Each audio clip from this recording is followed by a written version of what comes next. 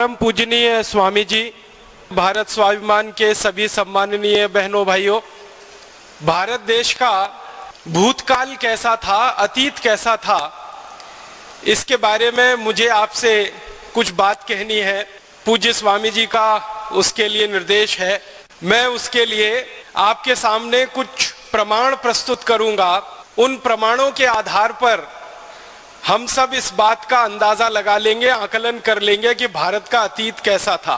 भारत का एक अतीत तो है जो बहुत पुराना है, वेदों के समय का है, वेदकालीन है, और वो 10वीं शताब्दी तक चलता है।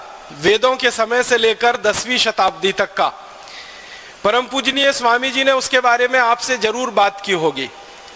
मैं आपको भारत के उस अतीत के बारे में बात करूंगा जो अभी हाल में हमारे सामने रहा।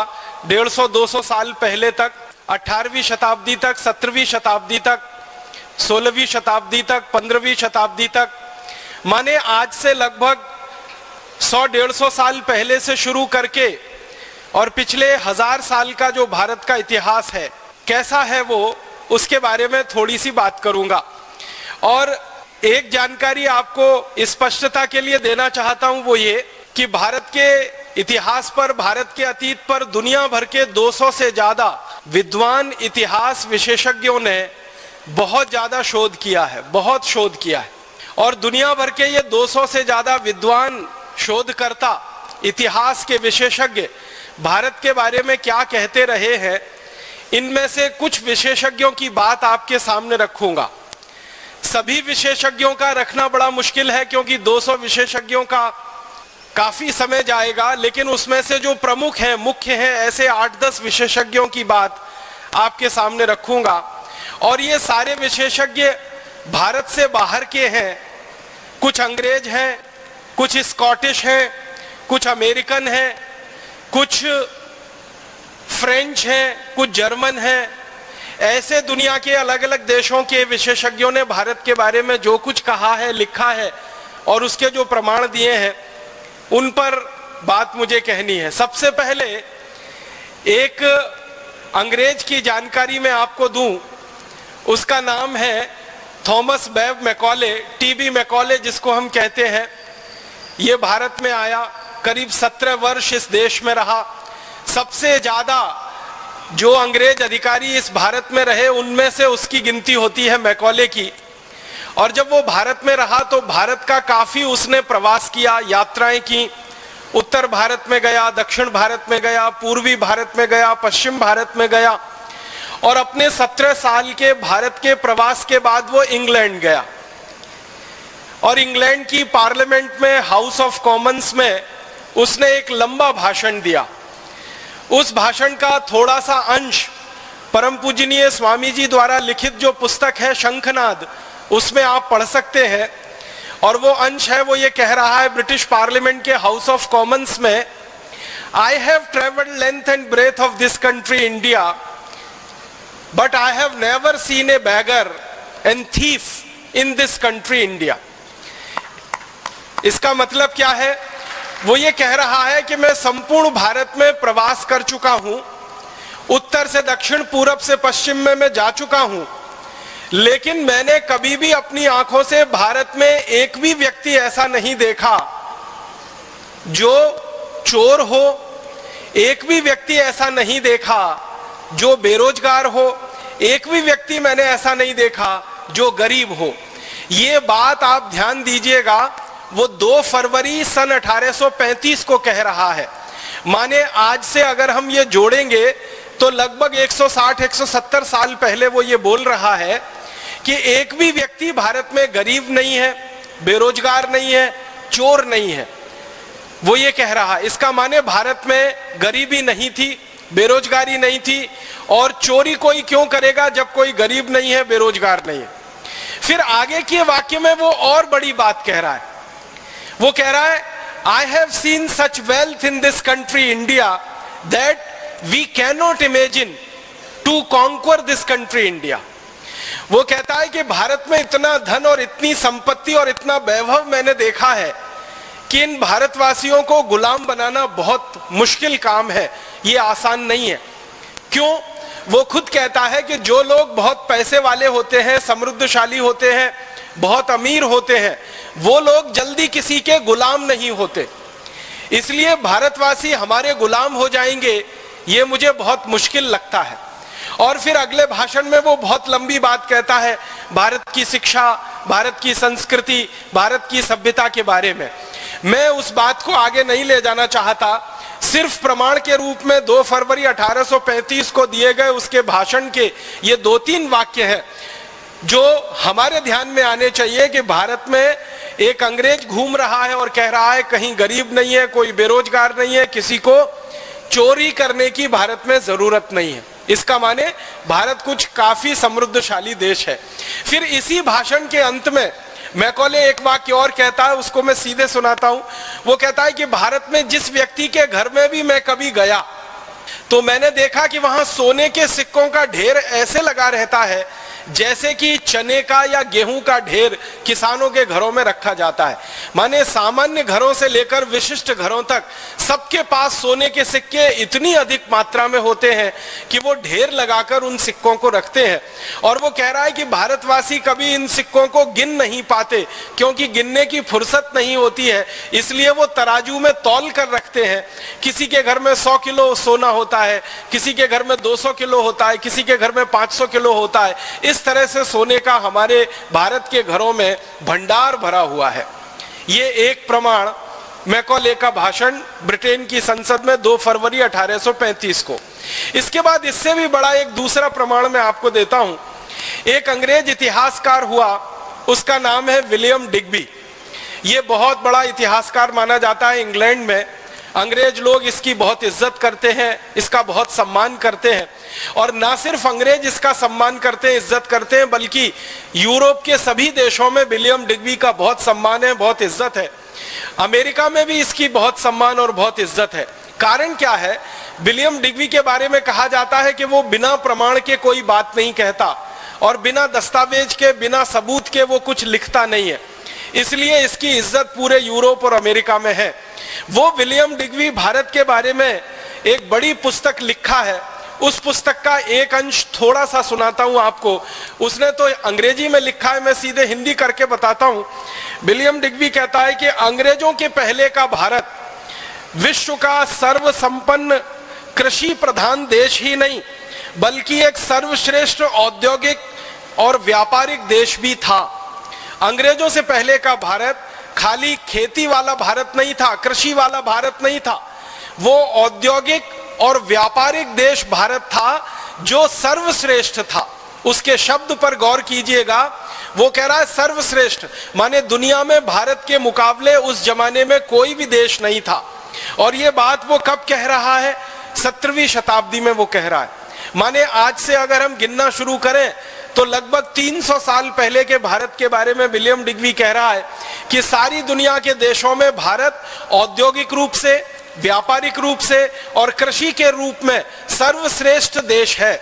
माने कृषि उत्पादन हमारा सबसे अच्छा है, औद्योगिक उत्पादन दुनिया में सबसे ज्यादा है और व्यापार भी हम दुनिया में सबसे ज्यादा करते हैं। उसके आगे वो कहता है कि भारत की भूमि इतनी उपजाऊ है जितनी दुनिया के किसी देश में नहीं। फिर आगे कहता है कि भारत के व्यापारी इतने ज्यादा होशियार हैं जो दुनिया के किसी देश में नहीं।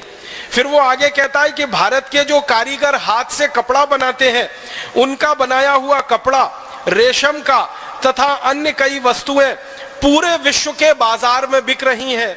और इन वस्तुओं को भारत के व्यापारी जब बेचते हैं तो बदले में इन वस्तुओं के वो सोना और चांदी की मांग करते हैं जो सारे दुनिया के दूसरे व्यापारी आसानी के साथ भारतवासियों को दे देते हैं। इस वाक्य को ठीक से समझिए। वो कह रहा है कि भारत का कपड़ा, भारत की अन्य वस्तुएं दुनिया के बाजार में बिकती हैं और भारतवासी इनको सोने के बदले में बेचते हैं। माने हम कपड़ा बेचते हैं तो सोना लेते हैं, हम दूसरी वस्तुएं बेचते हैं तो सोना लेते हैं। सोने के बदले में ही भारत के व्यापारी इन वस्तुओं का विनिमय दूसरों से करते हैं क्योंकि ये वस्तुएं सर्वश्रेष्ठ हैं और दुनिया में कोई भी दूसरा देश इनको बना नहीं सकता क्योंकि इनकी कारीगरी और इनका हुनर सिर्फ भारत और भारत के ही पास है। फिर वो इसी में आगे कहता है कि भारत देश में इन वस्तुओं की उत्पादन के बाद की जो बिक्री की प्रक्रिया है वो दुनिया के दूसरे बाजारों पर निर्भर है। और ये वस्तुएं जब दूसरे देशों के बाजारों में बिकती हैं तो भारत में सोना और चांदी ऐसे प्रवाहित होता है जैसे नदियों में पानी प्रवाहित होता है। और भारत की नदियों में पानी प्रवाहित होकर जैसे महासागर में गिर जाता है, वैसे ही दुनिया की तमाम नदियों का सोना चांदी भारत में प्रवाहित होकर भारत के महासागर में आकर गिर जाता है। और वो अपनी पुस्तक में कहता है कि दुनिया के देशों का सोना चांदी भारत में आता तो है, लेकिन भारत के बाहर 1 ग्राम सोना और चांदी कभी जाता नहीं है। कारण क्या है? वो कहता है कि भारतवासी दुनिया में सारी वस्तुओं का उत्पादन करते हैं, लेकिन वो कभी किसी से खरीदते कुछ नहीं है। मतलब सीधा सा ये है कि भारत आयात कुछ नहीं करता है, इंपोर्ट कुछ नहीं करता है। जो भी कुछ है भारत, वो सिर्फ एक्सपोर्ट और निर्यात ही करता है। इसका मतलब बहुत साफ है कि आज से 300 साल पहले का भारत निर्यात प्रधान देश था। एक भी वस्तु हम विदेशों से नहीं खरीदते थे और वस्तुओं को बेचकर हम सोना चांदी सारी दुनिया से लेकर आते थे।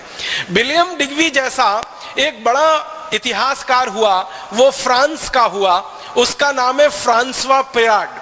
फ्रांसवा पिराड ने 1711 में भारत के बारे में एक बहुत बड़ा ग्रंथ लिखा है और उसमें उसने सैकड़ों प्रमाण दिए हैं। उस ग्रंथ में से एक छोटा सा प्रमाण मैं आपको प्रस्तुत करना चाहता हूं। फ्रांसवा पिराड अपनी पुस्तक में कहता है कि भारत देश में मेरी जानकारी में 36 तरह के ऐसे उद्योग चलते हैं जिनमें उत्पादित होने वाली हर वस्तु विदेशों में निर्यात होती है। फिर वो आगे लिखता है कि भारत के सभी शिल्प और उद्योग उत्पादन में सबसे उत्कृष्ट, कलापूर्ण और कीमत में सबसे सस्ते हैं। सोना, चांदी, लोहा, इस्पात, तांबा, अन्य धातुएं, जवाहरात, लकड़ी के सामान, मूल्यवान दुर्लभ पदार्थ, ये सब इतनी ज्यादा विविधता के साथ भारत में बनती हैं जिनके वर्णन का कोई अंत नहीं हो सकता। और जो सबसे महत्व की बात वो कह रहा है कि मुझे जो प्रमाण मिले हैं, फ्रांसवा पिराड अपनी पुस्तक में लिख रहा है कि मुझे जो प्रमाण मिले हैं उनसे ये पता चलता है कि भारत का निर्यात दुनिया के बाजारों में पिछले 3000 वर्षों से अबाधित रूप से बिना रुके हुए लगातार चल रहा है। ये बात वो 1711 में लिख रहा है और कह रहा है कि पिछले 3000 साल से भारत का निर्यात दुनिया के बाजारों में चल रहा है। इसका माने आप अंदाजा लगाइए, 17वीं शताब्दी में, उससे 1000 साल पहले 7वीं शताब्दी में, और उससे 1000 साल पहले, और उससे 1000 साल पहले, अगर ये पूरी गणना हम करते जाएं तो महात्मा बुद्ध के जन्म से लगभग 500 वर्ष पहले, हमारे देश के तीर्थंकर महावीर स्वामी के जन्म से लगभग 650 वर्ष पहले भारत दुनिया के सभी देशों के बाजारों में सबसे ज्यादा निर्यात करने वाला देश है। 3000 साल की गिनती फ्रांसवा पिराड ने भारत के बारे में निकाली है। फिर उसके बाद एक स्कॉटिश है जिसका नाम है मार्टिन। वो इतिहास की पुस्तक में भारत के बारे में कहता है कि ब्रिटेन के निवासी, इंग्लैंड के निवासी जब बर्बर और जंगली जानवरों की तरह से जीवन बिताते रहे, तब भारत में दुनिया का सबसे बेहतरीन कपड़ा बनता था और सारी दुनिया के देशों में बिकता था। और ये मार्टिन नाम का जो स्कॉटिश हिस्टोरियन है, ये कहता है कि मुझे ये स्वीकार करने में कोई शर्म नहीं है कि भारतवासियों ने सारी दुनिया को कपड़ा बनाना और कपड़ा पहनना सिखाया है। और वो कहता है हम अंग्रेजों ने और अंग्रेजों के सहयोगी जातियों के लोगों ने भारत से ही कपड़ा बनाना सीखा है और पहनना भी सीखा है। फिर वो कहता है कि रोमन साम्राज्य में जितने भी राजा और रानी हुए हैं वो सभी भारत के कपड़े मंगाते रहे हैं, पहनते रहे हैं और उन्हीं से उनका जीवन चलता रहा है। एक फ्रांसीसी इतिहासकार है 1750 में, उसका नाम है टेवर्नी। वो क्या कह रहा है? वो कह रहा है भारत के वस्त्र इतने सुंदर और इतने हल्के हैं कि हाथ पर रखो तो पता ही नहीं चलता कि उनका वजन कितना है। सूत की महीन कताई मुश्किल से नजर आती है। भारत में कालीकट, ढाका, सूरत, मालवा में इतना महीन कपड़ा बनता है कि पहनने वाले का शरीर ऐसा दिखता है कि मानो वो एकदम नग्न है। माने कपड़े की बुनाई इतनी बारीक है कि अंदर का शरीर भी उसमें से दिखाई देता है। वो कहता है इतनी अद्भुत बुनाई भारत के कारीगर जो हाथ से कर सकते हैं वो दुनिया के किसी भी देश में कल्पना करना संभव नहीं है।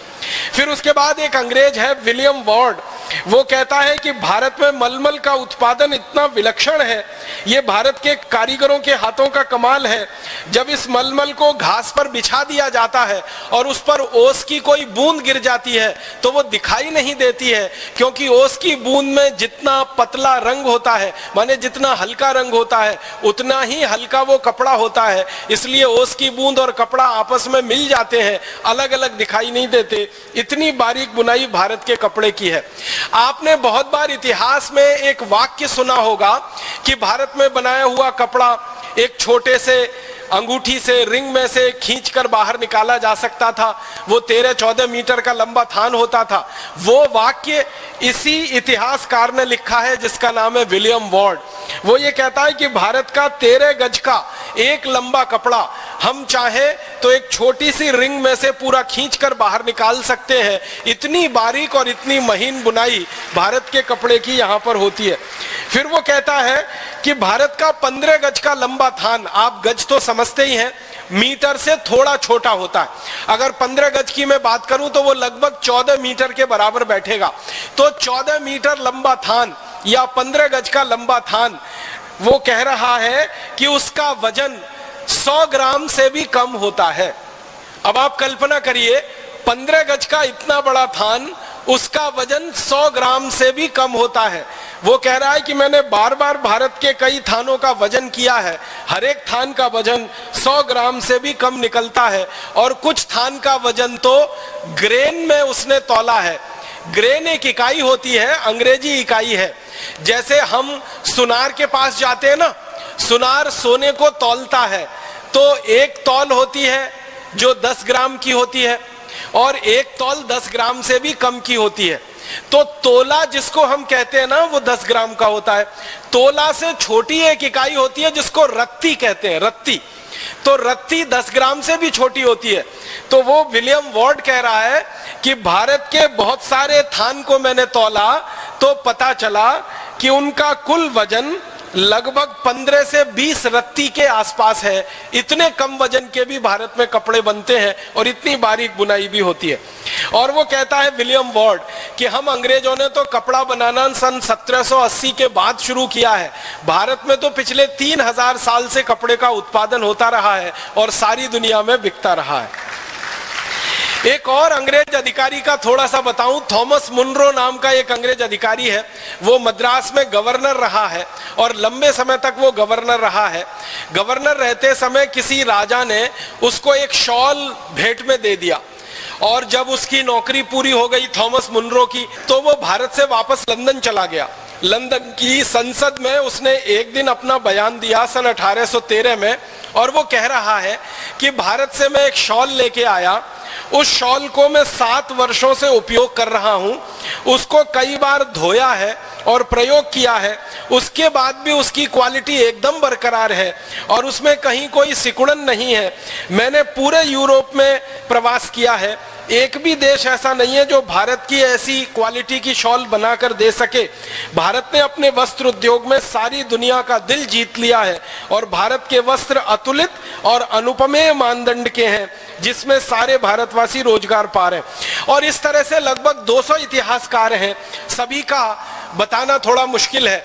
आप अंदाजा लगा सकते हैं कि फ्रांसीसी इतिहासकार हो तो, स्कॉटिश इतिहासकार हो तो, अंग्रेज इतिहासकार हो तो, या इसके अलावा जर्मन का कोई या अमेरिका का कोई, सारे इतिहासकार जो भारत के बारे में शोध करते हैं वो ये कहते हैं कि भारत के उद्योगों का और भारत की कृषि व्यवस्था का, भारत के व्यापार का सारी दुनिया में कोई मुकाबला नहीं है। अब इसके आगे एक छोटी सी जानकारी मैं देना चाहता हूं। अंग्रेजों की संसद में भारत के बारे में समय समय पर बहस होती रही है। तो सन 1813 में भारत के बारे में एक बहस हो रही है और उस बहस के समय जो अंग्रेजी सांसद बात कर रहे हैं उनमें कई सारी रिपोर्ट हैं, कई सारे सर्वे हैं, सर्वेक्षण हैं जिनका हवाला दिया जा रहा है। तो ऐसी ही एक रिपोर्ट का हवाला मैं आपके सामने रखता हूं। अंग्रेजों की संसद में बहस हो रही है कि भाई भारत की आर्थिक स्थिति क्या है और कैसी है। तो भारत की आर्थिक स्थिति के बारे में कहा जा रहा है कि सारी दुनिया में जो कुल उत्पादन होता है उसका 43% उत्पादन अकेले भारत में होता है। आप जरा भारत के भूतकाल का अंदाजा लगाइए, अतीत का जरा अंदाजा लगाइए कि पूरी दुनिया में मान लीजिए 100 अरब डॉलर का उत्पादन होता हो उस जमाने में, तो 33 अरब डॉलर का उत्पादन अकेले भारत में होता है। इसको एक दूसरे तरीके से समझने की कोशिश करें कि सारी दुनिया में अगर 100 रुपए का माल बनता है तो 33 रुपए का माल अकेले भारत में बनता है।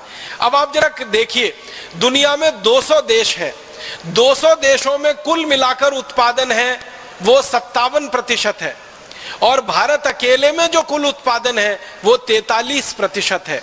माने सारी दुनिया के 200 देशों में से 2-4 को छोड़कर एक तरफ कर दें और भारत अकेला एक तरफ हो जाए तो कई देशों का उत्पादन भारत के अकेले उत्पादन के बराबर बैठता है। इतना बेहतरीन उत्पादन करने वाला ये देश रहा है। और ये आंकड़ा सबसे पहली बार अंग्रेजों की संसद में सन 1813 में कोट किया गया। बाद में इसी आंकड़े को अंग्रेजों ने 1835 में कोट किया और 1840 में भी कोट किया। और अंग्रेजों का यह कहना है कि सन 1840 तक भारत का उत्पादन सारी दुनिया में सबसे अधिक है और वो कुल दुनिया के उत्पादन का 43% है। अब मैं थोड़ी तुलना करूं तो आपको बात समझ में आएगी। आज अगर सारी दुनिया के कुल उत्पादन की बात की जाए तो अमेरिका देश का कुल उत्पादन सारी दुनिया के कुल उत्पादन का लगभग 25% है। और थोड़ा आगे बढ़े तो अमेरिका के साथ चीन नाम के देश का कुल उत्पादन पूरी दुनिया के उत्पादन का लगभग 23% है। ये 23% और 25% चीन और अमेरिका दोनों मिल जाएं तो इनका लगभग कुल उत्पादन जो होता है उससे थोड़ा ही कम भारत का कुल उत्पादन रहा आज से लगभग 250 वर्ष पहले तक। माने आज की दुनिया में चीन और अमेरिका मिलकर जितना कुल उत्पादन करते हैं उतना उत्पादन लगभग उससे थोड़ा कम भारत करता रहा 1840 के साल तक। इतना बड़ा उत्पादक देश था भारत। फिर इसके बाद अंग्रेजों की संसद में और एक आंकड़ा भारत के बारे में कोट किया गया कि सारी दुनिया के व्यापार में भारत का जो हिस्सा है वो लगभग 33% है। इसका मतलब क्या हुआ, पूरी दुनिया में जो सामान बिक रहा है, जो निर्यात हो रहा है, उसमें भारत का निर्यात लगभग 33% है। और ये आंकड़ा अंग्रेजों ने 1840 तक कोट किया है। माने सन 1840 तक सारी दुनिया के बाजार में भारत का माल 33% बिकता है। अब आप 100 रुपए का या 100 अरब डॉलर का निर्यात देखें पूरी दुनिया में तो 33 अरब डॉलर का निर्यात भारत का। 100 अरब डॉलर का उत्पादन देखें पूरी दुनिया में तो 43 अरब डॉलर का उत्पादन भारत का। और इसी तरह से और एक आंकड़ा अंग्रेजों की संसद में भारत के बारे में कोट किया गया और वो आंकड़ा है कि सारी दुनिया की जो कुल आमदनी है, सकल जगत की जो कुल आमदनी है, उस आमदनी का लगभग 27% हिस्सा अकेले भारत का है। तो अब आप कल्पना करिए, दुनिया की कुल आमदनी का 27% हमारा हिस्सा, दुनिया के कुल निर्यात का 33% हमारा हिस्सा और दुनिया के कुल उत्पादन का 43% हमारा हिस्सा। ऐसा बड़ा अद्भुत उत्पादक, निर्यातक और व्यापारी देश भारत रहा है सन 1840 तक। अब उस समय अमेरिका की बात करें तो सन 1840 में सारी दुनिया के निर्यात में अमेरिका का निर्यात जो है वो 1% से कम है। सारी दुनिया के निर्यात में ब्रिटेन का निर्यात सन 1840 तक आधे % से कम है। और पूरे यूरोप का और अमेरिका का निर्यात इकट्ठा कर दिया जाए तो सन 1840 तक सारी दुनिया के निर्यात में ब्रिटेन, अमेरिका और यूरोप के सभी देशों को जोड़ दें तो 3 से 4% से ज्यादा निर्यात उनका नहीं निकलता है। तो एक तरफ यूरोप और अमेरिका है और एक तरफ अकेला भारत है। उनके 27 देशों को इकट्ठा करें यूरोप और अमेरिका मिलाकर तो 3-4% निर्यात कर रहे हैं। अकेले भारत उस समय 33% निर्यात कर रहा है। और ये 27 देशों को इकट्ठा कर दिया जाए यूरोप और अमेरिका के साथ तो उनका कुल उत्पादन दुनिया में 10 से 12% है और भारत का उत्पादन 43% है। और ये 27 देशों को अमेरिका के साथ इकट्ठा कर दिया जाए यूरोप के तो उनकी कुल आमदनी आमदनी दुनिया की आमदनी में 4 से 4.5% है और भारत की कुल आमदनी 27% है। इन आंकड़ों से आप अंदाजा लगा सकते हैं कैसा अद्भुत उत्पादन करने वाला, कितना विशाल दुनिया के बाजार में निर्यात करने वाला देश ये भारत रहा है।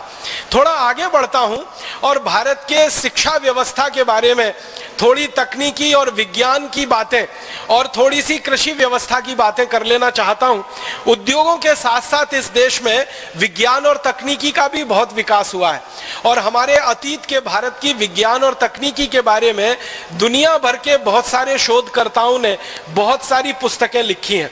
ऐसा ही एक अंग्रेज है जिसका नाम है G.W. लिटनर, वो भारत में काफी लंबे समय तक रहा है।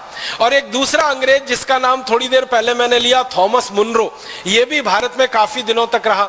ये दोनों ने भारत की शिक्षा व्यवस्था पर बहुत ज्यादा काम किया है। एक और अंग्रेज है, उसका नाम है पेंडरकास्ट, उसने भारत की टेक्नोलॉजी और विज्ञान पर बहुत ज्यादा काम किया है।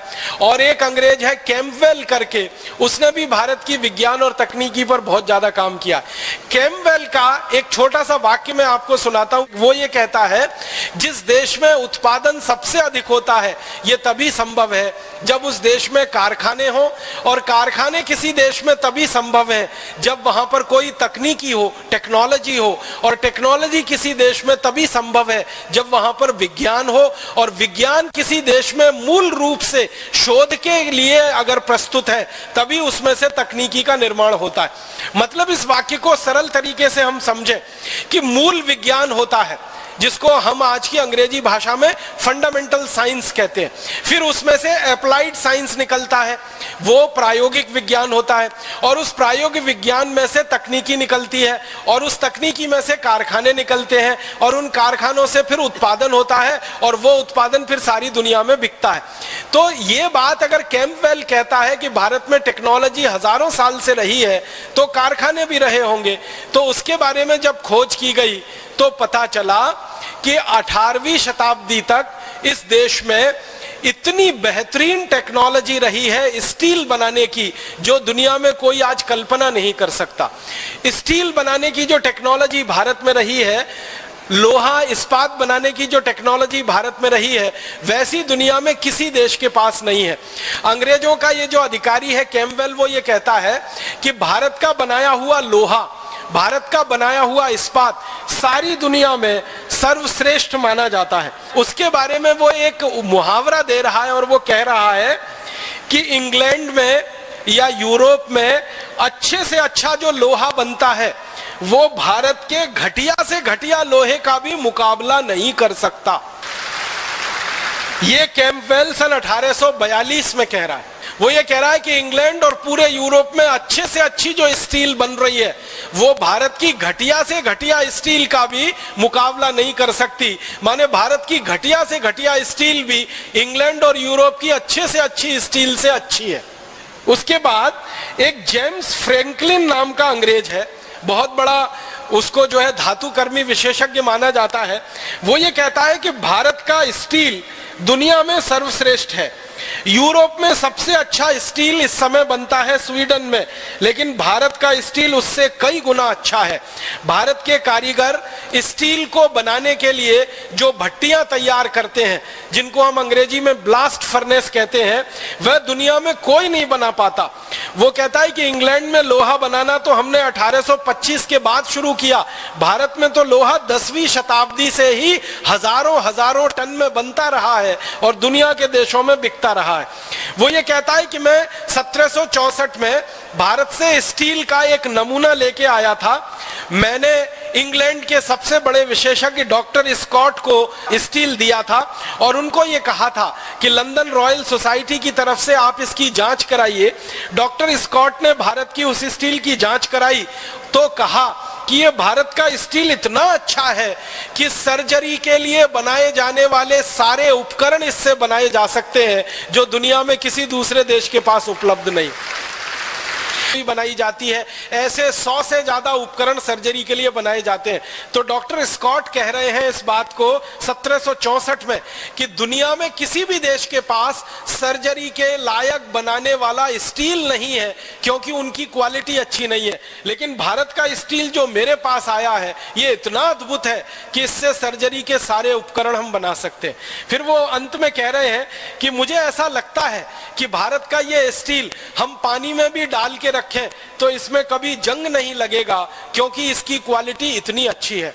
आप जानते हैं कि लोहा या स्टील दुनिया में एक ऐसी वस्तु है जो थोड़ी देर के लिए भी पानी के संपर्क में आए, नमी के संपर्क में आए तो सबसे पहले उसमें जंग लगती है, जिसको हम सब लोग अंग्रेजी में रस्टिंग कहते हैं। लेकिन स्कॉट कह रहा है भारत के स्टील के बारे में कि मुझे लगता है कि इसको पानी में भी डाल के रखें तो बिल्कुल जंग नहीं लगेगी। इस क्वालिटी का स्टील भारत में बन रहा है। अब इसके थोड़ा आगे चलूं, अगर स्टील इतनी अच्छी क्वालिटी का है तो एक अंग्रेज अधिकारी है, उसका नाम है लेफ्टिनेंट कर्नल ए वॉकर। उसने भारत के शिपिंग इंडस्ट्री पर सबसे ज्यादा रिसर्च किया है। वो ये कहता है कि भारत का जो अद्भुत लोहा है, स्टील है, ये जहाज बनाने के काम में बहुत ज्यादा आता है। और वो कहता है कि दुनिया में जहाज बनाने की सबसे पहली कला और सबसे पहली तकनीकी भारत में ही विकसित हुई है, और दुनिया के देशों ने पानी के जहाज बनाना भारत से सीखा है, और किसी देश के पास पानी का जहाज बनाने की तकनीकी उपलब्धि नहीं रही है। फिर वो कहता है कि भारत इतना विशाल देश है, इसमें लगभग 2 लाख गांव हैं। इन 2 लाख गांव को समुद्र के किनारे स्थापित हुआ माना जाता है। इन सभी गांवों में जहाज बनाने का काम पिछले हजारों वर्षों से चलता है। वो ये कहता है कि हम अंग्रेज लोगों को जहाज खरीदना हो तो हम भारत में जाते हैं और वहां से जहाज खरीद कर लाते हैं। फिर वो अपने आगे कह रहा है कि ईस्ट इंडिया कंपनी के जितने भी पानी के जहाज दुनिया में चल रहे हैं, ये सारे के सारे जहाज भारत की स्टील से बने हुए हैं। ये बात मुझे कहते हुए शर्म आती है कि हम अंग्रेज अभी तक इतनी अच्छी क्वालिटी का स्टील बनाना नहीं शुरू कर पाए। फिर वो कहता है कि भारत का कोई पानी का जहाज जो 50 साल चल चुका है पानी में, उसको अगर हम खरीद लें अंग्रेज, और खरीदने के बाद उसको ईस्ट इंडिया कंपनी की सेवा में लगाएं, तो 50 साल तो वो भारत में चल चुका है, हमारे यहाँ आने के बाद भी वो 20-25 साल और चल जाता है। इतनी मजबूत पानी के जहाज बनाने की कला और टेक्नोलॉजी भारत के कारीगरों के हाथ में है। और फिर वो कहता है कि हम जितने धन में एक नया पानी का जहाज बनाते हैं, उतने ही धन में भारतवासी 4 नए जहाज पानी के बना लेते हैं। फिर वो अंत में कहता है कि हम भारत में पुराने पानी के जहाज खरीदें और उसको ईस्ट इंडिया कंपनी की सेवा में लगाएं, यही हमारे लिए अच्छा है। नया जहाज बनाकर हम ईस्ट इंडिया कंपनी को दिवालिया नहीं कर सकते हैं, उसके पैसे बर्बाद नहीं कर सकते। मतलब उसका कहने का ये है कि भारत का पुराने से पुराना पानी का जहाज अंग्रेजों के नए से नए पानी के जहाज से भी अच्छा माना जाता है, क्योंकि स्टील की क्वालिटी, लोहे की क्वालिटी इतनी जबरदस्त है। और इसी तरह से वो कहता है कि भारत में टेक्नोलॉजी के लेवल पर ईंट बनती है, ईंट से ईंट को जोड़ने का चूना बनता है, और उसके अलावा भारत में 36 तरह के दूसरे टेक्नोलॉजिकल इंडस्ट्रीज हैं। ये सभी उद्योगों में भारत दुनिया में सबसे आगे है। इसलिए हमें भारत से व्यापार करके ये सब तकनीकी लेनी है और इस तकनीकी को इंग्लैंड में लाकर फिर से उसको रिप्रोड्यूस करना है, पुनर्उत्पादित करना है। तो भारत टेक्नोलॉजी में बहुत ऊंचा है और इसी तरह से विज्ञान में भी बहुत ऊंचा है। भारत के विज्ञान के बारे में 1-2 नहीं 20 अंग्रेजों ने रिसर्च की है, शोध की है, और वो ये कहते हैं कि भारत में विज्ञान की 20 से ज्यादा शाखाएं हैं जो बहुत ज्यादा पुष्पित और पल्लवित हुई हैं।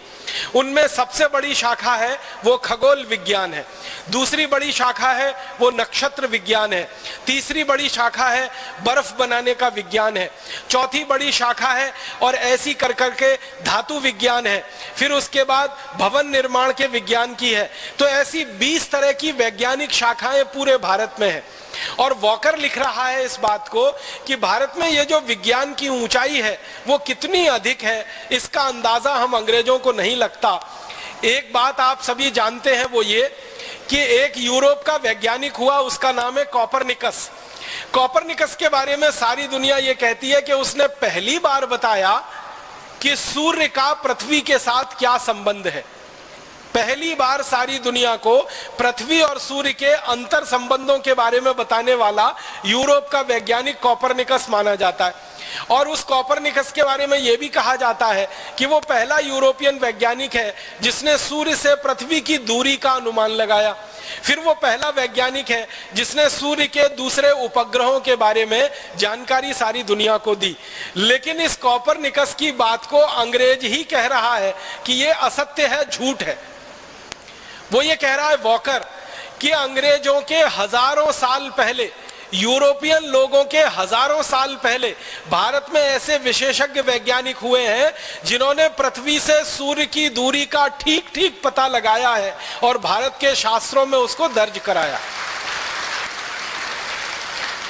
आप जानते हैं हमारे वेदों में, यजुर्वेद में विशेष रूप से ऐसे बहुत सारे सूत्र हैं, श्लोक हैं, मंत्र हैं जिनसे बहुत सारा स्पष्ट ज्ञान मिलता है खगोल शास्त्र का।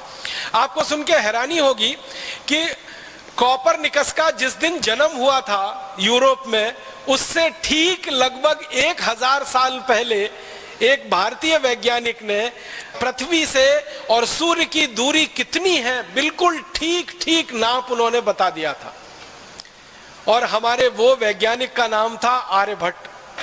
आप हैरान हो जाएंगे, कोपरनिकस ने जितनी दूरी नापी है मील में, वो सारी की सारी दूरी आर्यभट्ट ने कोपरनिकस के जन्म के 1000 साल पहले नाप ली थी। और जितनी दूरी श्री आर्यभट्ट जी ने कह दी है, उस दूरी में 1 इंच इधर और उधर यूरोप का वैज्ञानिक कर नहीं पाया। वही दूरी आज यूरोप में मानी जाती है, अमेरिका में मानी जाती है, प्रमाणित है। तो आप अंदाजा लगाएं कि जब इस देश में ऐसे वैज्ञानिक रहे हैं जिन्होंने धरती से सूर्य की दूरी नाप ली हो, और वो भी यूरोप से 1000 साल पहले, तो आप अंदाजा लगा सकते हैं कि विज्ञान कितना विकसित रहा होगा इस देश में। और आपको एक रोचक जानकारी देना चाहता हूं कि हमारे देश में ये जो खगोल विज्ञान है ना, ये बहुत गहरा रहा है और इसी पर से नक्षत्र विज्ञान का विकास हुआ है। ये खगोल विज्ञान और नक्षत्र विज्ञान में शोध करने वाले वैज्ञानिकों ने ही दिन और रात कितने बड़े होंगे, 12 घंटे का दिन होगा, 12 घंटे की रात होगी, 14 घंटे का दिन होगा, या 10 घंटे की रात होगी, या 10 घंटे का दिन होगा, 14 घंटे की रात होगी, सर्दियों में अलग होगी, गर्मियों में अलग होगी, बरसात में कैसी होगी, ये सारे के सारे आंकड़े दिन और रात के समय के, ये भारत के वैज्ञानिकों के द्वारा निकाले गए हैं और सारी दुनिया में उनका प्रचार और प्रसार हुआ है। हम अभी दिन की गणना करते हैं कि आज हमारा दिन रविवार है, दूसरा दिन सोमवार है, तीसरा दिन मंगलवार है, चौथा दिन बुधवार है, पांचवा दिन गुरुवार है, शुक्रवार है, शनिवार है। ये जो दिनों की हम गिनती करते हैं और इनके जो नाम हमने रखे हुए हैं, रवि, सोम, मंगल, बुध, आपको शायद ये मालूम होगा, नहीं तो मैं कहना चाहता हूं, ये सारे दिनों का नामकरण और इनकी अवधि पूरी की पूरी महान महर्षि आर्यभट्ट की निकाली हुई है और उनके द्वारा ये दिन तय किए हुए। और आपको सुनकर और हैरानी होगी, अंग्रेज जो खगोल शास्त्री हैं और अंग्रेज जो नक्षत्र विज्ञानी हैं, वो इस बात को ईमानदारी से स्वीकार करते हैं कि भारत का रवि, सोम, मंगल, बुध ही हमने ले लिया है और उसी को Sunday, Monday, Tuesday, Wednesday, Thursday, Friday, Saturday कर दिया है। ये सब कुछ भारत से उधार लिया हुआ है। और आपको एक रोचक बात बताऊं, पृथ्वी घूमती है अपने अक्ष पर और सूर्य के चारों तरफ भी। यह बात सबसे पहले भारतीय वैज्ञानिकों ने प्रमाणित की थी 10वीं शताब्दी में। और पृथ्वी के घूमने से दिन रात होते हैं, मौसम और जलवायु बदलते हैं, यह बात भी भारतीय वैज्ञानिकों के द्वारा प्रमाणित हुई है सारी दुनिया में। तो भारत के वैज्ञानिकों ने खगोल शास्त्र में, नक्षत्र विज्ञान में जबरदस्त काम किया है। सूर्य है, सूर्य के कितने उपग्रह हैं और उन उपग्रहों का सूर्य के साथ अंतर संबंध क्या है, यह सारी खोज भारत में 3री शताब्दी के आसपास की है। जब दुनिया में कोई पढ़ना लिखना भी नहीं जानता होगा, उस समय भारत में यह खोज चलती रही है कि सूर्य क्या है, सूर्य के उपग्रह क्या है, उनके आपस के अंतर संबंध क्या है। तो खगोल शास्त्र की, नक्षत्र विज्ञान की विद्या बहुत अद्भुत और बहुत ऊंची है। एक अंग्रेज है, उसका नाम है डैनियल डिफो। वो ये कहता है कि ये भारत के वैज्ञानिक कितने ज्यादा पक्के हैं गणित में कि चंद्र ग्रहण और सूर्य ग्रहण का ठीक ठीक पता बता देते हैं सालों पहले। आज के दिन चंद्र ग्रहण होगा, आज के दिन सूर्य ग्रहण होगा और इतने बजकर इतने मिनट पर होगा, ये भारत के वैज्ञानिक कई कई साल पहले बता देते हैं। 1708 के समय ये लंदन की संसद में कह रहा है कि मैंने भारत का पंचांग जब भी पढ़ा है, मुझे एक प्रश्न का उत्तर कभी नहीं मिला कि भारत के ऋषि, महर्षि, वैज्ञानिक कई कई साल पहले कैसे पता लगा लेते हैं कि आज चंद्र ग्रहण पड़ेगा, आज सूर्य ग्रहण पड़ेगा और इस समय पर पड़ेगा, और सही सही वही समय पर पड़ता है। इसका माने भारत के वैज्ञानिकों की नक्षत्रों के बारे में, खगोल विद्या के बारे में बहुत गहरी गहरी रिसर्च है, शोध है, ये इसी के आधार पर हो सकता है। तो इस तरह का भारत है। और एक दो जानकारी दूं शिक्षा के बारे में कि भारत का अतीत अगर हमें अच्छे से समझना है तो भारत की शिक्षा को समझना पड़ेगा, क्योंकि साइंस और टेक्नोलॉजी जो भी विकसित होती है उसका आधार शिक्षा व्यवस्था होती है। किसी देश में खगोल शास्त्र अगर विकसित हुआ है तो उसका आधार भी शिक्षा व्यवस्था होती है। अगर नक्षत्र शास्त्र का विकास हुआ है तो उसका आधार भी शिक्षा व्यवस्था होती है। सभी विज्ञान की विधाओं का और सभी तकनीकी की विधाओं का मूल आधार शिक्षा होती है। तो भारत में अगर विज्ञान इतना अच्छा है, तकनीकी इतनी अच्छी है, तो शिक्षा भी कोई बहुत अच्छी ही रही होगी। बिना उसके तो विज्ञान तकनीकी आ नहीं सकती और बिना शिक्षा के उद्योग और व्यापार चल नहीं सकता। तो भारतीय शिक्षा के बारे में सबसे पहला एक प्रमाण मैं प्रस्तुत करना चाहता हूं। एक जर्मन दार्शनिक हुआ, उसका नाम है मैक्स मूलर। ये मैक्स मूलर ने भारत की शिक्षा व्यवस्था पर सबसे ज्यादा शोध कार्य किया है और वो ये कहता है कि मैं भारत की शिक्षा व्यवस्था से इतना प्रभावित हूं, शायद ही दुनिया के किसी देश में इतनी सुंदर शिक्षा व्यवस्था होगी जो भारत में है। और भारत के बंगाल राज्य के बारे में मैक्स मूलर एक आंकड़ा दे रहा है कि भारत का जो बंगाल राज्य है, बंगाल प्रांत है, बंगाल प्रांत आप जानते हैं भारत का एक प्रांत है। और ये जब बंगाल की जो वो बात मैक्स मूलर कह रहा है, वो बंगाल है जिसमें पूरा बिहार है, आधा उड़ीसा है, आज का पूरा पश्चिम बंगाल है और आसाम है, और आसाम के ऊपर के छोटे छोटे 7 प्रदेश हैं। इस बंगाल राज्य के बारे में मैक्स मूलर कह रहा है कि मेरी जानकारी में 80,000 से अधिक गुरुकुल पूरे बंगाल में सफलता के साथ पिछले हजारों साल से चल रहे हैं। 80,000 गुरुकुल, ये मैक्स मूलर ने गिनती करवाई है। और सिर्फ एक राज्य के बारे में, एक राज्य है बंगाल।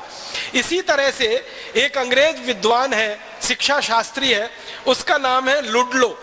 और लुडलो आता है भारत में और करीब 16-17 साल रहता है इस देश में, और 16-17 साल रहकर भारत में घूमा है। घूमने के बाद शिक्षा व्यवस्था पर उसने सर्वेक्षण किया है।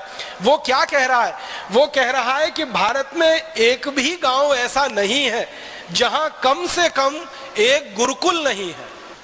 कम से कम माने हर गांव में कम से कम एक गुरुकुल तो है ही, एक से भी ज्यादा है। फिर आगे वो कह रहा है कि भारत के बच्चे एक भी ऐसे नहीं हैं जो गुरुकुल में ना जाते हों पढ़ाई के लिए। माने सभी बच्चे गुरुकुल में जाते हैं पढ़ाई के लिए। अब आप पूछेंगे कि ये लुडलो किस समय की बात कर रहा है? ये लुडलो 18वीं शताब्दी की बात कर रहा है, ज्यादा पुरानी बात नहीं कर रहा है। उसके अलावा एक और अंग्रेज है जिसका नाम है G.W. लिटनेर। वो ये कहता है कि मैंने भारत के उत्तर वाले इलाके का पूरा सर्वेक्षण किया है शिक्षा का, और मेरे सर्वेक्षण की रिपोर्ट बताती है कि भारत में 200 लोगों पर एक गुरुकुल चलता है। भारत में 200 लोगों पर एक गुरुकुल चलता है। पूरे उत्तर भारत की रिपोर्ट में वो ये निष्कर्ष दे रहा है। अब उत्तर भारत का मतलब क्या है? आज का पूरा पाकिस्तान, आज का पूरा पंजाब, आज का पूरा हरियाणा, आज का पूरा जम्मू कश्मीर, आज का पूरा हिमाचल प्रदेश, आज का पूरा उत्तर प्रदेश और आज का पूरा उत्तराखंड, ये सारा इलाका मिलकर उत्तर भारत है। और उत्तर भारत के बारे में लिटनेर की रिपोर्ट है सन 1822 की। उसमें वो कहता है कि 200 लोगों पर कम से कम एक गुरुकुल पूरे उत्तर भारत में है। और इसी तरह से थॉमस मुनरो की रिपोर्ट है, वो ये कह रहा है कि दक्षिण भारत में 400 लोगों पर कम से कम एक गुरुकुल भारत में है। अब ये उत्तर और दक्षिण को मिला दिया जाए तो सारे भारत के बारे में औसत निकाला जाए तो ये औसत निकलता है 300 लोगों पर कम से कम एक गुरुकुल भारत में है। और जिस जमाने में ये सर्वेक्षण हुआ है उस जमाने में भारत की जनसंख्या लगभग 20 करोड़ के आसपास है। तो 20 करोड़ की जनसंख्या में 300 लोगों पर अगर एक गुरुकुल आप निकालेंगे तो कुल 20 करोड़ लोगों के ऊपर लगभग 7,32,000 के आसपास गुरुकुल निकलते हैं। माने संपूर्ण भारत देश में लगभग 7,32,000 गुरुकुल हैं। 1822 के आसपास के ये आंकड़े हैं। इसका मतलब क्या है? आप और इस बात को हैरानी से समझने की कोशिश करिए कि सन 1822 में भारत में 7,32,000 अगर गुरुकुल हैं तो गांव कितने हैं? तो आपको मालूम है अंग्रेज 10-10 वर्ष में भारत की जनसंख्या का सर्वेक्षण करते रहते थे। तो उस जमाने के सर्वेक्षण से पता चला कि भारत में कुल गांवों की संख्या भी लगभग 7,32,000 ही है। माने जितने गांव हैं उतने ही गुरुकुल इस देश में हैं। माने हर गांव में पढ़ने के लिए पूरी की पूरी व्यवस्था है। आज की भाषा में कहें तो कम से कम एक स्कूल हर गांव में है। इसी रिपोर्ट में आगे चले तो और एक अद्भुत बात पता चलती है कि सन 1822 में भारत में तो हर गांव में एक स्कूल है। तो इंग्लैंड की जरा बात करें, यूरोप की जरा बात करें कि वहां कितने स्कूल हैं और वहां कितने गांव में कितने स्कूल हैं, कितनी आबादी पे कितना स्कूल है। तो अंग्रेजों के इतिहास के बारे में पता चलता है कि सन 1868 तक तो पूरे इंग्लैंड में सामान्य बच्चों को पढ़ाने के लिए एक भी स्कूल नहीं था। 1868 तक। और हमारे यहाँ 1822 तक पूरे भारत देश में हर गांव में एक गुरुकुल था सामान्य बच्चों को पढ़ाने के लिए। मतलब हमारी शिक्षा व्यवस्था अंग्रेजों से बहुत बहुत बहुत आगे थी। और इसी D.W. लिटनेर की रिपोर्ट में मैं आपसे आगे कहूं, लिटनेर कहता है कि संपूर्ण भारत देश में 97% साक्षरता की दर है। माने 97% भारतवासी सुशिक्षित हैं, साक्षर हैं। सिर्फ 3% भारतवासी हैं जिनको पढ़ने का कोई मौका शायद जीवन में नहीं मिला है। तो 97% साक्षरता है हमारे देश में। अब अगर आज के भारत की बात करें, 2009 के भारत की बात करें तो आपको मालूम है इस समय भारत में साक्षरता की दर पूरी ताकत लगा के, जब भारत देश में सर्व शिक्षा अभियान चल रहा है, ऊपर से नीचे तक हजारों करोड़ रुपए खर्च किए जा रहे हैं, तब हमारे देश में साक्षरता की दर मात्र 50% पहुंच पाई है। और 1822 में हमारी साक्षरता की दर 97% रही है। इसका माने हमारी शिक्षा व्यवस्था आज जो है इससे कई गुना अच्छी अंग्रेजों से पहले इस देश में रही है। फिर भारत की शिक्षा व्यवस्था के बारे में एक और अद्भुत बात है जो सारी दुनिया के लिए जानने योग्य है। भारत की शिक्षा व्यवस्था में क्या है कि ये सभी जो गुरुकुल हैं, इन गुरुकुलों को चलाने के लिए कभी भी किसी राजा से कोई दान और अनुदान नहीं लिया जाता। 7,32,000 गुरुकुल इस देश में चलते हैं और किसी राजा से एक पैसा नहीं लिया जाता। ये सारे गुरुकुल समाज के द्वारा चलाए जाते हैं। आप बोलेंगे समाज के द्वारा कैसे चलते हैं? हमारे गांव-गांव में जहां जहां गुरुकुल रहे हैं वहां समाज के लोगों ने गुरुकुल के लिए भूमि दान कर रखी है और उस भूमि पर जितना उत्पादन होता है उस उत्पादन की आय से गुरुकुल आराम से चलता है। जरूरत पड़े तो गांव के लोग गुरुकुल के लिए दान इकट्ठा करते हैं और गुरुकुल उसका उपयोग करता है। तो सारे भारत के गुरुकुल साधारण लोगों के दान के पैसे से चलते हैं। राजा के पैसे से इस देश में एक भी गुरुकुल नहीं चलता है। ये सबसे महत्व की बात है जो सारी दुनिया को जानने के लिए है। इसके अलावा भारत के गुरुकुलों में समय क्या है पढ़ाई का? तो सूर्योदय से सूर्यास्त का ये समय है पढ़ाई का। हमारे यहाँ आजकल के जो स्कूल चलते हैं वहां का समय है सवेरे 10 बजे से दोपहर 2-3 बजे तक, लेकिन हमारे प्राचीन गुरुकुलों में जो समय है वो सूर्योदय से लेकर सूर्यास्त तक। अब सूर्योदय से लेकर सूर्यास्त तक जो विद्यार्थी हैं वो क्या क्या पढ़ते हैं? तो उनमें वो 18 विषय पढ़ते हैं। गणित पढ़ते हैं जिसको वैदिक गणित कहा जाता है, खगोल शास्त्र पढ़ते हैं, नक्षत्र विज्ञान पढ़ते हैं, धातु विज्ञान पढ़ते हैं जिसको आज हम मेटलर्जी कहते हैं, एस्ट्रोफिजिक्स पढ़ते हैं, केमिस्ट्री माने रसायन शास्त्र पढ़ते हैं। ऐसे लगभग 18 विषय विद्यार्थियों को पढ़ाए जाते हैं। और आपको ऐसा लगता होगा, कई लोगों के मन में यह भ्रम हो जाता है कि भारत में गुरुकुल माने खाली संस्कृत पढ़ाई जाती होगी और वेद और उपनिषद पढ़ा दिए जाते होंगे। लेकिन यहाँ दस्तावेज बताते हैं कि भारत में सभी गुरुकुलों में संस्कृत तो पढ़ाई जाती है माध्यम के लिए, और वेद पढ़ाए जाते हैं और उपनिषद पढ़ाए जाते हैं विद्यार्थियों में संस्कार देने के लिए। लेकिन विद्या देने के लिए खगोल शास्त्र, नक्षत्र विज्ञान, धातु विज्ञान, धातु कला और फिर शौर्य विज्ञान माने सैन्य विज्ञान जिसको हम कहते हैं, जिसको मिलिट्री ट्रेनिंग कहते हैं, इस तरह के 18 विषय अलग अलग विद्यार्थियों को पढ़ाए जाते हैं। फिर इन गुरुकुलों में पढ़ने के लिए विद्यार्थी जब आते हैं तो उनकी उम्र कितनी होती है? तो एक अंग्रेज अधिकारी लिख रहा है, उसका नाम है पेंडरगास्ट। वो कहता है कि जब कोई बच्चा भारत में 5 साल 5 महीने और 5 दिन का हो जाता है, बस उसी दिन उसका गुरुकुल में प्रवेश हो जाता है। 5 साल 5 महीने और 5 दिन का हो जाता है, उसी दिन बच्चे का प्रवेश गुरुकुल में हो जाता है और लगातार 14 वर्ष तक वो गुरुकुल में पढ़ता है। और 14 वर्ष की शिक्षा पूरी करके वो गुरुकुल से बाहर निकलता है तो एक संपूर्ण मानव बन के निकलता है और वो जिम्मेदारी परिवार की उठा सकता है, समाज की उठा सकता है और देश की उठा सकता है।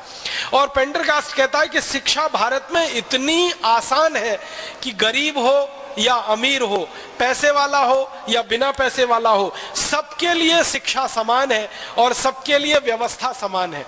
और आपने तो ये बात बहुत बार सुनी होगी कि हमारे देश में गुरुकुलों की व्यवस्था ऐसी ही रही है कि भगवान श्री कृष्ण भी जिस गुरुकुल में पढ़े उसी गुरुकुल में उनके मित्र सुदामा भी पढ़े। और सुदामा की आर्थिक स्थिति के बारे में आप जानते हैं कि भगवान कृष्ण को मुट्ठी भर चावल नहीं खिला सकते, इतनी आर्थिक स्थिति कमजोर है, फिर भी सुदामा को गुरुकुल में प्रवेश मिला है और श्री कृष्ण के साथ बैठकर उन्होंने शिक्षा ग्रहण की है। माने एक तरफ करोड़पति का बेटा और दूसरी तरफ रोडपति का बेटा, दोनों एक ही जगह बैठकर समान शिक्षा ले रहे हैं और गुरु उनको समान भाव से शिक्षा दे रहा है। भारतीय गुरुकुलों की यह अद्भुत विशेषता है। सारी दुनिया के विद्वान इस बात पर भारत की बहुत प्रशंसा करते हैं। वो ये कहते हैं कि भारत की शिक्षा हमेशा से निशुल्क रही है और इस निशुल्क शिक्षा के कारण गरीब हो या अमीर सबको पढ़ने की व्यवस्था भारत में रही है। माने बहुत ज्यादा पैसा है वही पढ़ पाएगा, जिसके पास पैसा नहीं है वो नहीं पढ़ पाएगा। ये भारत के गुरुकुलों में कभी नहीं रहा। थोड़ा आगे बढ़ता हूं, इन गुरुकुलों के आधार पर जो भारत में चलता रहा है वो क्या है? इन गुरुकुलों में विद्यार्थी धातु विज्ञान सीखते हैं या नक्षत्र विज्ञान सीखते हैं या खगोल विज्ञान सीखते हैं या धातु कर्म सीखते हैं या भवन विज्ञान सीखते हैं। जो कुछ भी सीखते हैं और सीखकर निकलते हैं, शायद वही बड़े बड़े वैज्ञानिक और इंजीनियर हो जाते हैं। 14 वर्ष की पढ़ाई सामान्य नहीं होती है। आज की आधुनिक शिक्षा व्यवस्था में अगर हम देखें तो यहाँ 14 वर्ष की पढ़ाई तो जो प्रोफेशनल एजुकेशन है उसी में होती है। यहाँ तो भारत में सामान्य गुरुकुलों में 14 वर्ष की पढ़ाई होती है और इसके बाद विशेषज्ञता हासिल करनी है, पंडित होना है, पांडित्य आपको लाना है, तो उसके लिए उच्च शिक्षा के केंद्र इस देश में चलते हैं।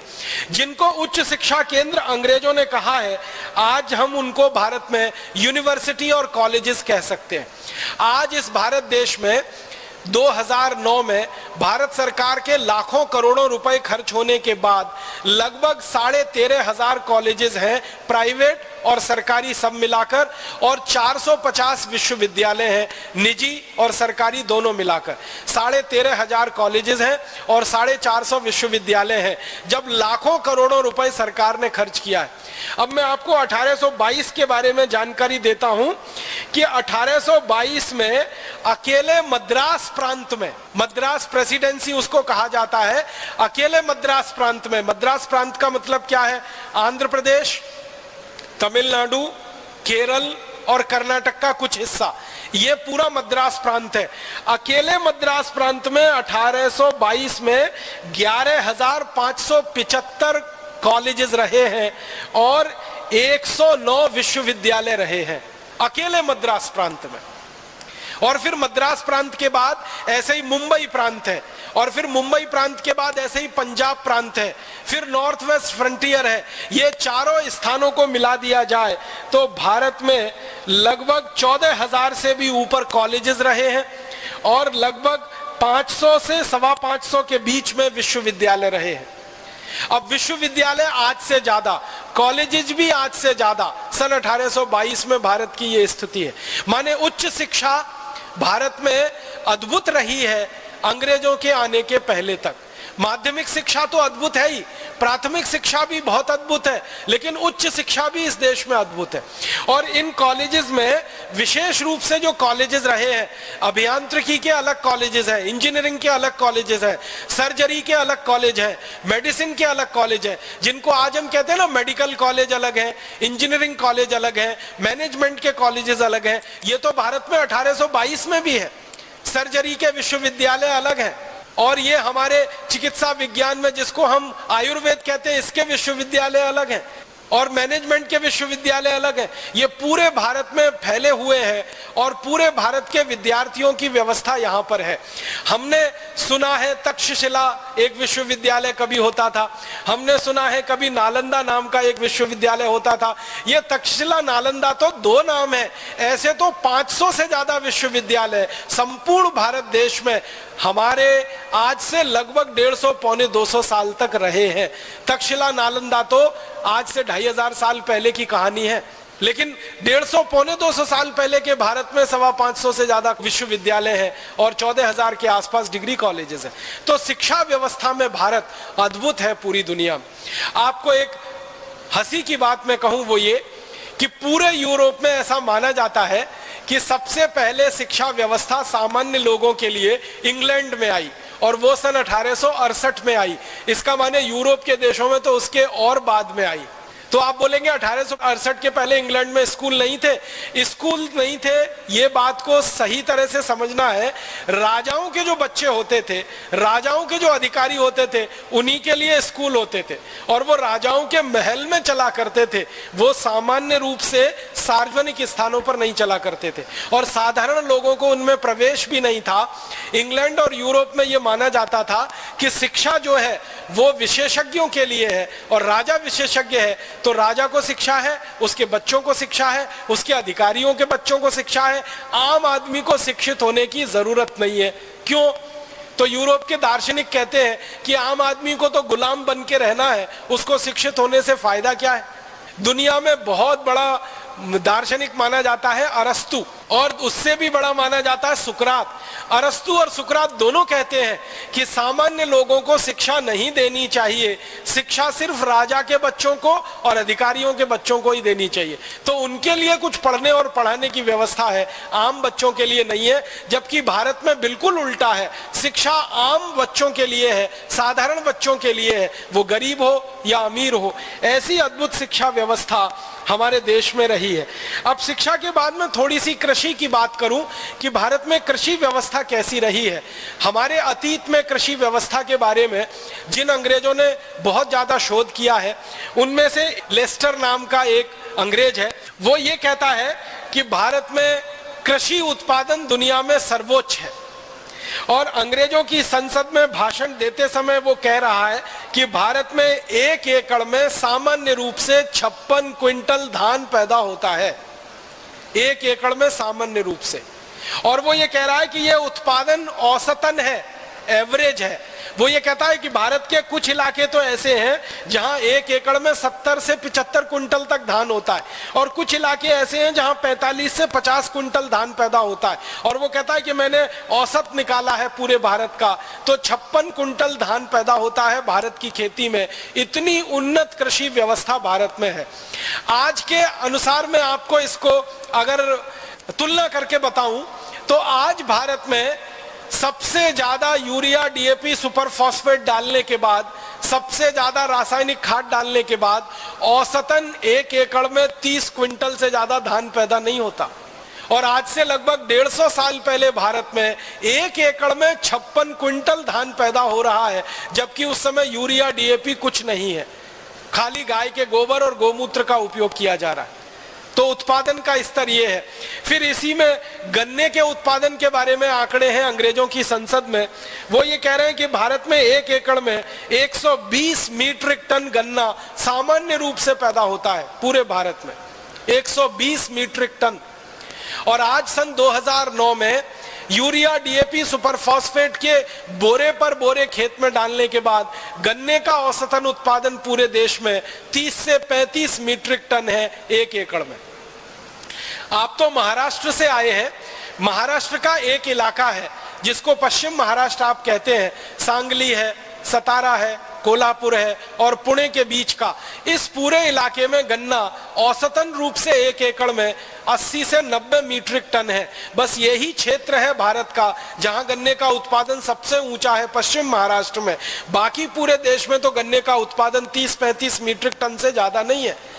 और अंग्रेज उस समय क्या सर्वेक्षण कर रहे हैं और कह रहे हैं कि 120 मीट्रिक टन गन्ने का उत्पादन है भारत में, ऐसी खेती है। फिर वो कह रहे हैं कि कपास का उत्पादन सारी दुनिया में सबसे ज्यादा है। और एक खास बात जो अंग्रेज कह रहे हैं वो ये कि भारत में फसलों की विविधता सबसे ज्यादा दुनिया में भारत में ही है। एक अंग्रेज कह रहा है कि भारत में धान के कम से कम 1 लाख प्रजाति के बीज हैं, कम से कम 1 लाख प्रजाति के बीज हैं। और ये बात अंग्रेज कह रहा है सन 1822 के आसपास कह रहा है। सन 1822 तक इस देश में धान की 1 लाख से ज्यादा प्रजातियां मौजूद थी और आज सन 2009 के आते आते भी 50,000 धान की प्रजातियां तो अभी भी इस पूरे देश में मौजूद हैं, सन 2009 के आते आते भी। तो इतना ज्यादा विविधता वाला ये देश है। फिर अंग्रेज कहते हैं कि भारत में सबसे पहला हल बना पूरी दुनिया का और सारी दुनिया ने हल बनाना और खेत में हल को चलाना भारतवासियों से सीखा है। ये भारत का सारी दुनिया को सबसे बड़ा कंट्रीब्यूशन है। फिर एक अंग्रेज कहता है कि हल के अलावा खुरपी आप समझते हैं निराई गुड़ाई करने के लिए उपयोग में आती है। खुरपी है, खुरपा है, हसिया है, हथौड़ा है, बेलची है, कुदाली है, फावड़ा है, पवित्र है, रहट है, ये सभी शब्द आपके शायद जाने पहचाने हैं। अंग्रेज कहते हैं कि ये सब चीजें दुनिया में बाद में आई हैं, भारत में सैकड़ों साल पहले ही ये बन चुकी हैं और इनका उपयोग होता रहा है। माने खुरपी, खुरपा, हसिया, फावड़ा, कुदाली जो सारी दुनिया में आज भी इस्तेमाल होते हैं खेत के लिए, वो भारत में सबसे पहले विकसित हुई हैं। और बीज को एक पंक्ति में बोने की जो परंपरा है वो हजारों साल पहले भारत में विकसित हुई है। दूसरे देशों को तो उसकी कभी कल्पना नहीं रही है। और इसी तरह अंग्रेजों के इंग्लैंड में 1750 में पहली बार कुछ किसानों ने भारत आकर खेती सीखी और यहां से जाकर अपने इंग्लैंड में उन्होंने कुछ प्रयोग किए और उसके बाद खेती का काम थोड़ा बहुत उनके यहाँ आगे बढ़ा। उसके पहले कोई उनके यहाँ रिकॉर्ड्स नहीं मिलते हैं कि खेती उनके यहाँ कोई बहुत अच्छी होती थी। तो आप पूछेंगे 1750 के पहले ये इंग्लैंड वाले जीते कैसे थे या स्कॉटलैंड वाले कैसे जीते थे अगर खेती इतनी अच्छी नहीं थी? वो जंगल के द्वारा होने वाले उत्पादन और पशुओं को शिकार करके उनके द्वारा उत्पादित होने वाले मांस पर जिंदा रहते थे। जंगल से जो कुछ मिल गया और पशुओं को मारकर जो मांस पैदा कर लिया उसी को खाकर उनका जीवन हजारों साल गुजरा है। और जिस समय इंग्लैंड वाले या यूरोप वाले 2 ही चीजें खा पाते थे, या तो मांस या तो जंगल के फल, उस समय भारत में खाने के लिए 1 लाख किस्म के चावल उपलब्ध हुआ करते थे। तो बाकी चीजों की तो बात छोड़ दीजिए आप। तो ऐसी अद्भुत हमारी कृषि व्यवस्था रही है। और इसी कृषि व्यवस्था के साथ थोड़ा आगे 2-3 बातें और कहता हूं कि कृषि व्यवस्था जब इतनी अद्भुत रही हमारे देश में तो उत्पादन सारी दुनिया में सबसे ज्यादा हम करते रहे और उस उत्पादन को दुनिया भर के देशों में हम निर्यात करते रहे। तो भारत से लोहा ही निर्यात नहीं किया हमने, कपड़ा ही निर्यात नहीं किया है। हजारों साल तक भारत का चावल दुनिया में निर्यात हुआ है। हजारों साल तक दालें भारत ने दुनिया को निर्यात की हैं। हजारों साल तक भारत में बनाया हुआ गुड़, ये जो शक्कर बनती है ना, चीनी, ये तो अभी 100 साल पहले बनना शुरू हुई है। उस उसके पहले गुड़ बनता था और गुड़िया शक्कर बनती थी। तो गुड़ और गुड़िया शक्कर सारी दुनिया को हजारों साल तक भारत ने उत्पादित करके खिलाई है और खाने पीने की हजारों हजारों चीजें दुनिया भर के देश हमसे खरीदते रहे हैं और हमको बदले में सोना चांदी हीरे जवाहरात मिलते रहे हैं। अब मैं एक आखिरी बात कहना चाहता हूं आपसे, वो ये कि भारत ने कृषि उत्पादन में सर्वोच्चता हासिल की, भारत ने औद्योगिक उत्पादन में सर्वोच्चता हासिल की, भारत ने व्यापार में सर्वोच्चता हासिल की। ये सबका आधार था भारत की शिक्षा व्यवस्था। अगर शिक्षा व्यवस्था अच्छी नहीं होती तो शायद भारत ये कोई भी काम अच्छा नहीं कर पाता। किसी भी देश का तरक्की का पैमाना हम जब नापते हैं ना कि इस देश का कितना विकास है, तो दो ही चीजों से वो पैमाना नापा जाता है और बनता है। पहला होता है स्वास्थ्य और दूसरा होता है चिकित्सा। भारत का स्वास्थ्य दुनिया में सबसे अद्भुत रहा है क्योंकि इस देश में चिकित्सा विज्ञान दुनिया में सबसे ज्यादा उन्नत स्थिति में रहा है। चिकित्सा विज्ञान में हजारों हजारों किस्म की आयुर्वेद की जड़ी बूटियां और सर्जरी की सारी विद्या पूरी दुनिया को यहीं से गई है। और अभी जो सर्जरी के पुराने दस्तावेज मिलते हैं वो बताते हैं कि भारत में हिमाचल प्रदेश और पूरा महाराष्ट्र, कर्नाटक, आंध्र प्रदेश, तमिलनाडु, केरल, ये 7-8 राज्य थे जहां सर्जरी के सबसे बड़े शोध केंद्र चला करते थे और एक दो नहीं हजारों हजारों सर्जरी के विशेषज्ञ इन केंद्रों में पढ़कर तैयार होते थे और समाज की सेवा करते थे। आपको सुनकर हैरानी होगी, जब दुनिया में कोई नहीं जानता था, आंख में मोतियाबिंद का पहला ऑपरेशन भारत में हुआ है और जिसको आज हम राइनोप्लास्टी कहते हैं, सर्जरी की सबसे आधुनिकतम विज्ञा, उसका सबसे पहला परीक्षण और प्रयोग भी भारत में हुआ है। और इंग्लैंड की जो रॉयल सोसाइटी ऑफ सर्जन है वो अपने इतिहास में लिखते हैं कि हमने सर्जरी भारत से सीखी है और उसके बाद पूरे यूरोप को हमने ये सर्जरी सिखाई है। तो भारत चिकित्सा में बहुत ऊंचा, भारत तकनीकी में बहुत ऊंचा, भारत विज्ञान में बहुत ऊंचा, भारत उद्योग में बहुत ऊंचा और इन सब के बाद भारत व्यापार में बहुत ऊंचा और ये सबका आधार भारत शिक्षा व्यवस्था में सबसे ऊंचा। ऐसा अद्भुत देश हमारा भारत रहा है जो अंग्रेजों के आने के पहले तक था। तो फिर आप बोलेंगे इतनी गिरावट भारत में कैसे आई? ये सारी गिरावट भारत में आई अंग्रेजों की नीतियों के कारण और अंग्रेजों के कानूनों के कारण। अंग्रेजों ने देखा कि भारत की सारी व्यवस्थाएं इतनी अद्भुत हैं, तो इन सारी व्यवस्थाओं को खत्म करना है, तोड़ना है, क्योंकि गुलाम बनाना है भारत को। मैकॉले कहता है कि भारत को गुलाम बनाना है तो भारत की संस्कृति, सभ्यता, शिक्षा, इन सबका नाश करना पड़ेगा। तो उनका नाश करने के लिए उन्होंने कानून बनाए। सबसे पहले एक कानून बनाया इंडियन एजुकेशन एक्ट और उस कानून के आधार पर भारत के गुरुकुल बंद किए गए और धीरे धीरे भारत की शिक्षा व्यवस्था का नाश हो गया। फिर अंग्रेजों ने एक दूसरा कानून बनाया कि भारत की वस्तुओं पर ज्यादा से ज्यादा कर लगाओ और अंग्रेजी वस्तुओं को भारत में टैक्स फ्री कराओ। उसके बाद भारत के कारखाने बंद हो गए, फिर भारत का निर्यात खत्म हो गया।